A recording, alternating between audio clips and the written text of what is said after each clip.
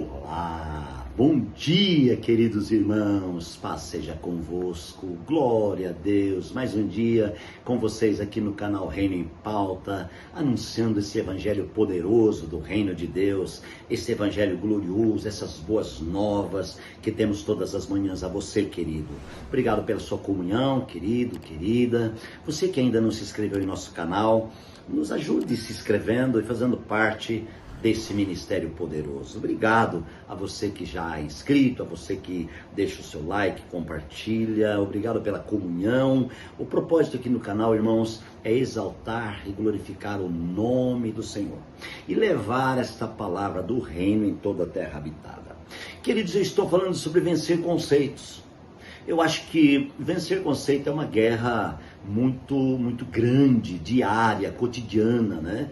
E nós temos que fazer uma briga muito forte diariamente para vencer os nossos próprios conceitos. Isso é vencer a minha verdade, o que eu acho, o que eu penso que eu sei, né? E é um grande problema quando eu imagino que eu sei. Porque quando eu imagino que eu sei, eu pego isso e levanto como um trunfo, como uma coluna na minha vida e levo ela na frente. E aí Deus usa palavras para quebrar o nosso próprio conceito. Eu estou usando aqui, irmãos, o livro de Lucas, capítulo 10, onde fala do bom samaritano.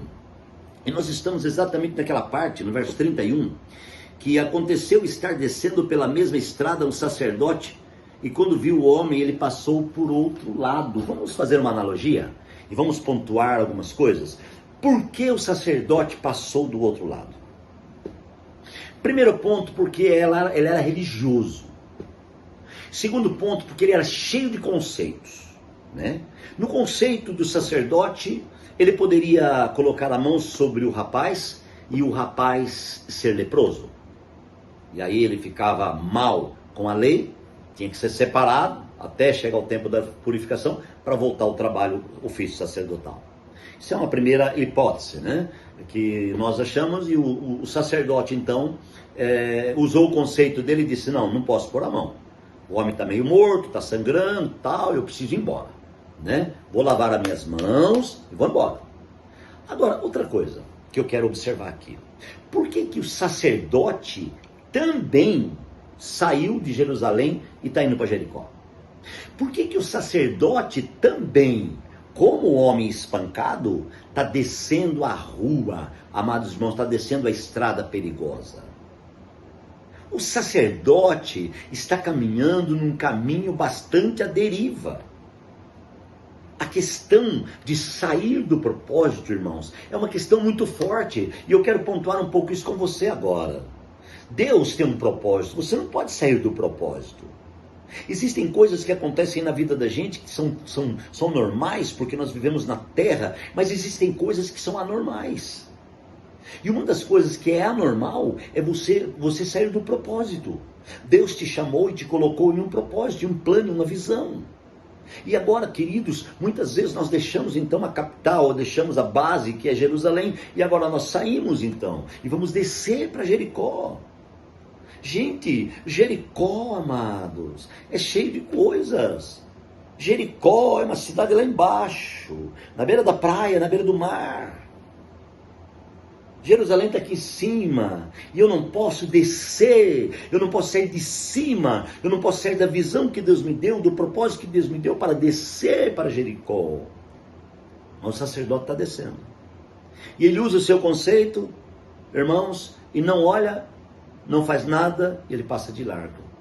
Quero analisar com você o que representa um sacerdote. Se você for interpretar, a palavra sacerdote significa ser uma ponte. Então esse sacerdote, ele deveria ser uma ponte. Uma vez que ele estava descendo, uma vez que o conceito dele diz que ele não podia pôr a mão, o que ele tinha que fazer? Não era voltar e pegar socorro e trazer para o rapaz? Isso não seria uma ponte? Uma vez que ele achava que não podia pôr a mão, tudo bem, vamos entender o sacerdote. Vamos entender o conceito dele perante a lei.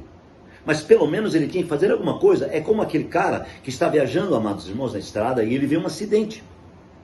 E ele, quando ele vê o acidente, ele passa correndo, e ele não faz nada. Ele não avisa o bombeiro, não avisa o SAMU, sei lá, ele não avisa ninguém. Ele vai embora. Porque com ele está tudo bem. Com o próximo lá, o próximo está arrebentado e ele não fez nada. Gente, a minha consciência acusa tanto, tanto, e se isso acontecer comigo, e eu falo para vocês que eu viajei muito na minha vida, desde os meus 18 anos eu viajo, e viajei muito de noite, e eu vi muitas coisas acontecendo à noite, né? E muitas vezes teve muitos acidentes que eu não parei, eu fui embora, e a pessoa estava na minha frente, teve um acidente, depois eu tive que pedir perdão para Deus, porque eu estava sendo omisso, irmãos, a uma vida. A questão sacerdotal é que nós não podemos ser omisso a uma vida. Deixa eu falar uma coisa para você. A igreja de Cristo na terra, ela exerce o sacerdócio. Ela é, amados irmãos, um reino de sacerdotes. A igreja tem o ofício sacerdotal sobre si. E a igreja não pode recuar desse ofício. A igreja não pode deixar de ser ponte. A igreja precisa, irmãos, cooperar para que as pessoas sejam curadas. A igreja nesse momento, o sacerdócio não cooperou, o sacerdócio passou de largo. Deixa eu falar uma coisa para você, como você está sendo sacerdote? Qual tem sido suas atitudes como sacerdote em relação ao seu irmão, ao seu próximo que está mal?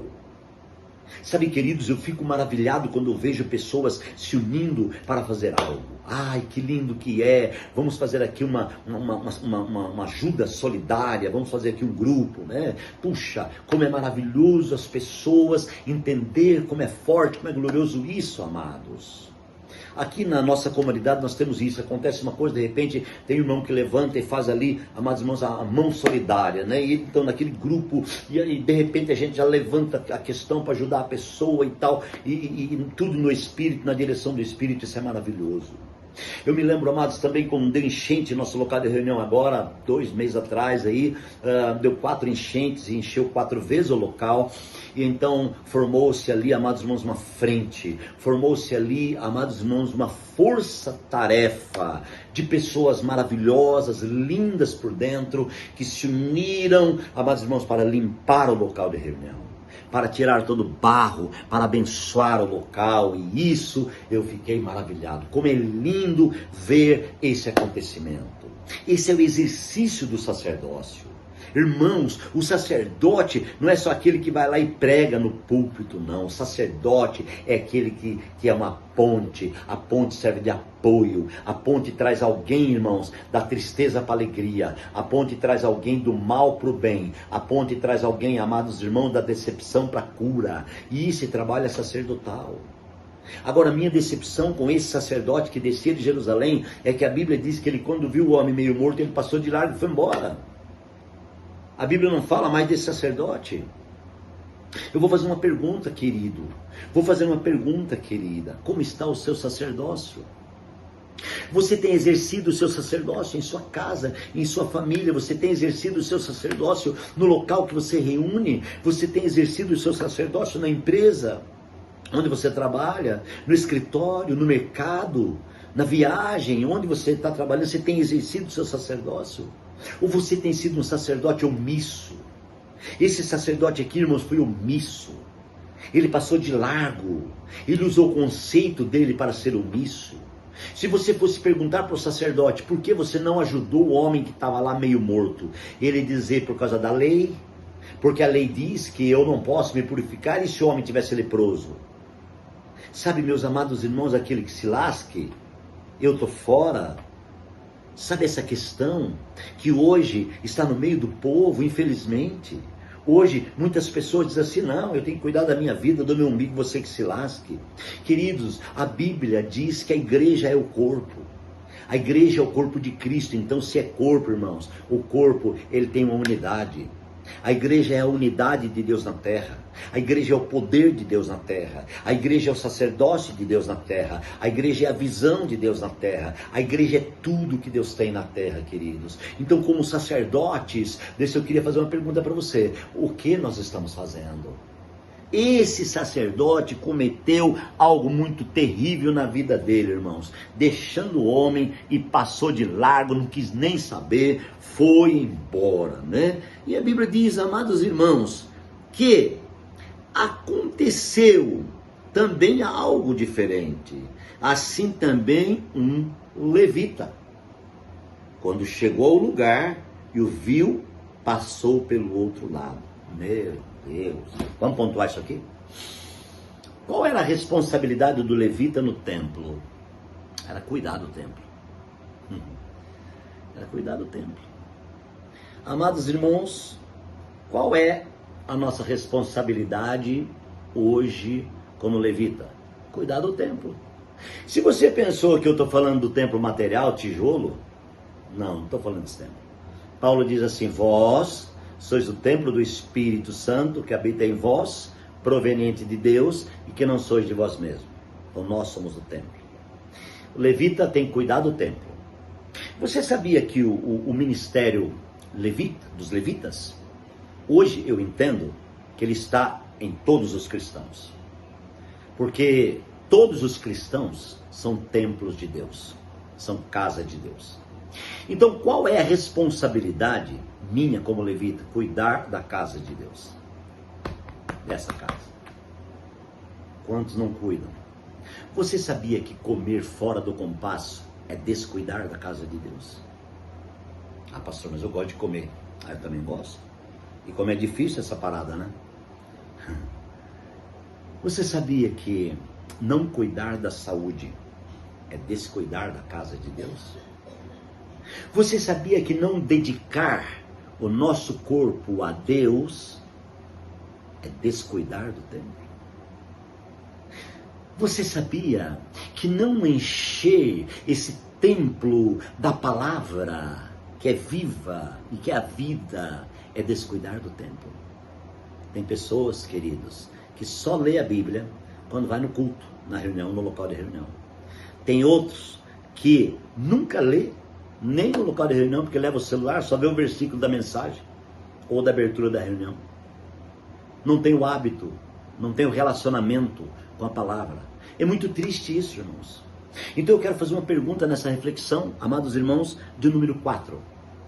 Como você tem cuidado do templo de Deus que está dentro de você? Qual tem sido o seu cuidado? Deixa uma interrogação e fica comigo, porque amanhã eu continuo e vamos orar. Pai, obrigado. Fica conosco, que abençoe poderosamente as nossas vidas, abençoe o meu irmão e a minha irmã. Jumerase, toca agora e libera sobre nós a tua bênção, em nome de Jesus. Deus te abençoe, até amanhã, um beijão.